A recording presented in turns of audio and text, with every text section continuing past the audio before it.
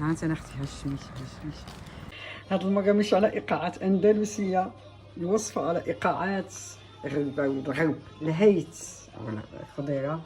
دابا غادي ندير كما كيقولوا السوريين، هذه وصفه للزوج الدكتور هاشم صالح. غادي يتغدى اليوم ب كوسه وفلفل محشي شنو غنقول لك، بالكفته والرز.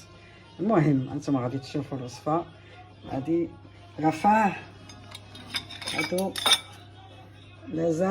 لازالوا في الصون، في الحفظ والصون. كانت اخت الزوج رفاه الغاليه رسلتهم لي من سوريا منين كنا بباريس، وهما من الاشياء القليله العزيزه على القلب هي اللي جات في مع الرحيل، المكتبه وبعض الاشياء الثمينه اللي عندها